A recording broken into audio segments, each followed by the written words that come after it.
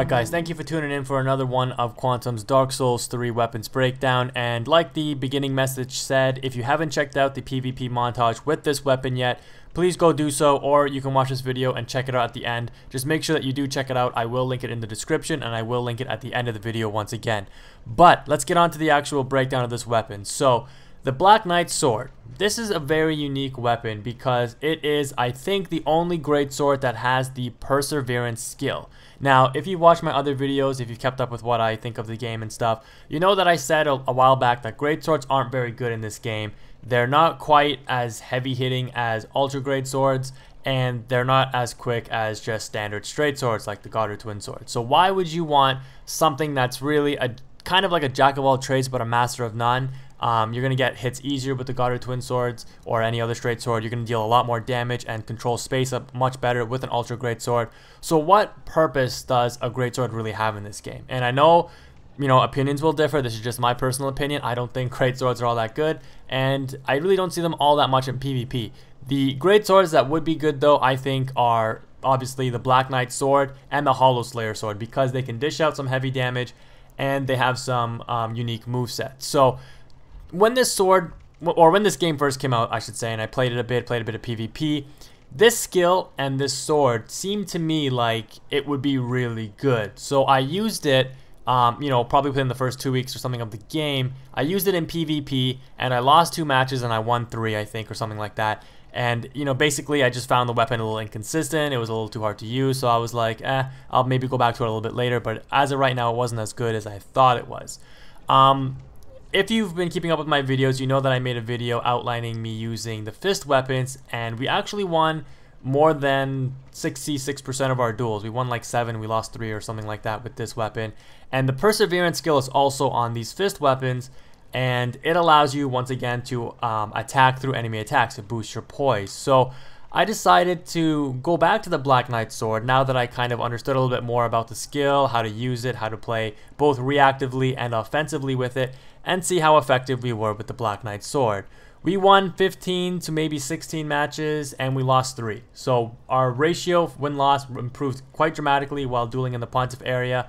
And if you haven't seen the montage I uploaded of the video, please go do so, like I said.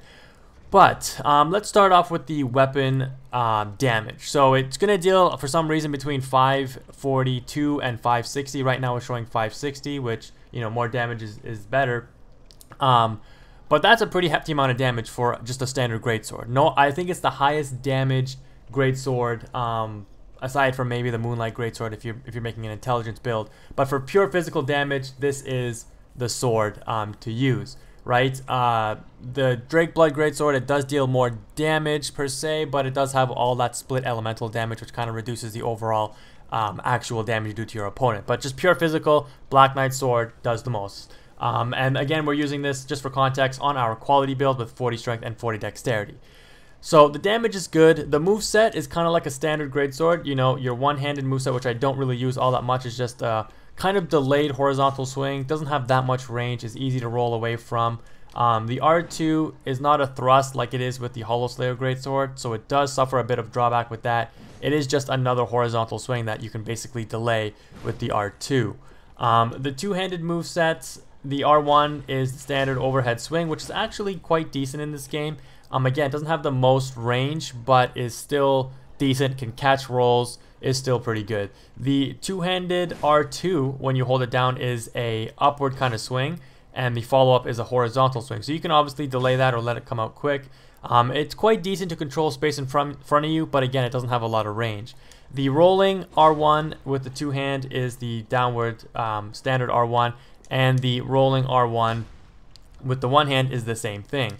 The running R1 is just the horizontal 360 slash, same thing with two-handing. So the weapon moveset, kind of bland, not really all that good. It's kind of outclassed again by faster weapons. You're going to beat it out and be able to roll away with like a straight sword. With an ultra great sword, you're going to be able to space it out, hyper armor through attacks. So what makes this weapon so good? Well, what makes it so good is, like I mentioned in the beginning, the skill. The Perseverance skill is absolutely insane. And I'm going to show you guys a clip. I'm going to stop this video here and just show you guys a quick clip of the difference between the damage you take and the ability to not be staggered when you activate this skill at the right time. And then we'll continue on and discuss a little bit about timing. So let's go ahead and take a look at that, and we'll come back to the video in just a moment. Alright, so in this clip I want you to pay attention to the damage I take on this first hit without Perseverance active versus the damage I'm going to take right now when I activate Perseverance as soon as he attacks me. It looks like I take around 50%, maybe a little bit more, maybe about 60% of the damage I would have taken from the first hit. Here's the playback again, and you can rewind this as many times as you want, but you can see that with this skill active, you are able to poise through attacks, you don't get staggered, and you take reduced damage while you still dish out a lot of damage. So I'll play it one more time, but this is what I wanted to point out and kind of utilize as the framework for moving forward with this weapons breakdown. So I do consider the weapon skill part of the moveset of the weapon, and that's why I said it's kind of unique at the beginning of the video, because there's no other great sword in the game that has this Perseverance skill. You usually see this on the smaller mace slash spiked hammers or whatever it is weapons, and the fist weapons. You usually see them on smaller weapons that aren't really that great. So being the only kind of sword with this skill makes this weapon very unique. And as you saw in that clip, when I got hit with the Dragon Slayer Great Axe the first time, I was staggered. I attacked without Perseverance on. I was staggered out of my attack, and I took a lot of damage. The second time when I actually finished him off, I was able to take the hit with reduced damage, and then attack through his attack, stagger him, and then combo him to finish him off. And we did some pretty hefty damage, right? I think it was like 800 damage we did to him to finish him off. So that clip alone can show you the power of the sword when you can time and actually bait out your opponent to attack you. And if you've watched my videos, you know that one of the main things with this with my playstyle and with the way that I approach matches is going for the trade, right? Going in and trying to bait your opponent to attacking you, then coming out with an attack of your own really can help you come out on top, deal more damage while you take less damage. And this skill basically embodies that kind of playstyle. So you can also play very offensive with it. Again, go check out that montage, but you can approach enemies, run up to them, activate the skill. If they end up attacking you, you bust out your attack. You won't always catch them because depending on the weapon the enemy is using, they can sometimes throw out one R1 and then roll away. Again, it's something you'll have to practice with to get better at.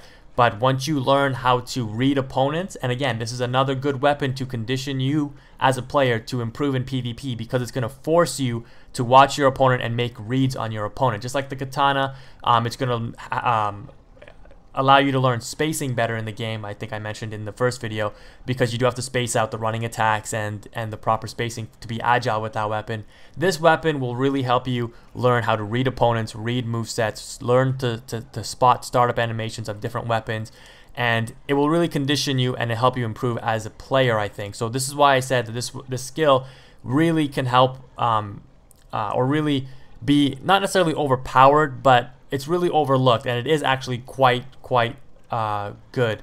I'm just kind of struggling for words here because I don't want to make it seem like this is an activate to win kind of ability, because it's not by any means. But with the right skill, with the right reading of the game, you can definitely pull off some insane damage. And what's also nice is that if you activate the ability and you combo somebody with two R2s or two R1, sorry, at close range, they'll usually try to roll away or roll towards you to roll past you. And if you bust out a third R1, it usually catches the roll if they mistime their roll. They have to wait till your animation is starting up. And this is a really hidden mechanic, not really hidden, but a really overlooked mechanic by enemies when you face them and they see you with a greatsword. I make the same mistake where I end up getting 3-hit comboed from the sword because I end up trying to roll away to avoid getting comboed again, but I actually get caught on my roll from the third swing. So you can definitely bust out a third swing and end up dealing like 1100 to 1200, maybe even 1300 damage total from one combo. And with the Perseverance skill, since you're taking reduced damage every time you activate it, even if enemies poke at you and roll away, you're likely not going to take a lot of damage, especially when they're using smaller weapons. You saw how little damage we took from a Dragon Slayer Great Axe when we activated the skill. It's virtually like tickles with, regular short weapons, like short swords and stuff. So this weapon can definitely be a good counter to shorter weapons. It struggles a little bit more with two-handed ultra great swords and great hammers because those attacks do have hyper armor and the enemy will likely come out with 2 attacks on you anyways. But again, if you activate your Perseverance skill, you're going to be able to take the reduced damage while dealing more damage, likely still coming out on top with the trade. Now, one other thing I want to mention with this skill is it does only last for about 3 seconds. So don't go ahead and activate it and think you're always going to poise through enemy attacks. If you activate it too soon, or the enemy's attack startup is a little bit longer, or they're doing a delayed R2, you're not going to be able to poise through an enemy attack. You kind of have to activate this skill as you see the attack starting up, which is why, again, I say it can really help you learn as a player to improve by reading enemy attacks and attack animations. So definitely give this weapon a try if you haven't. It's not something you're going to be able to jump into and win with right away, but I guarantee you if you stick with it and you practice, it will help you become a better player with Dark Souls PvP. But that is the video, guys. I'm going to end it here. Thank you for watching. Please like and subscribe if you enjoyed the video. If you want to see more, let me know about anything else you guys want to see or have me break down. I do appreciate the support, guys. Thanks for watching. Quantum is out.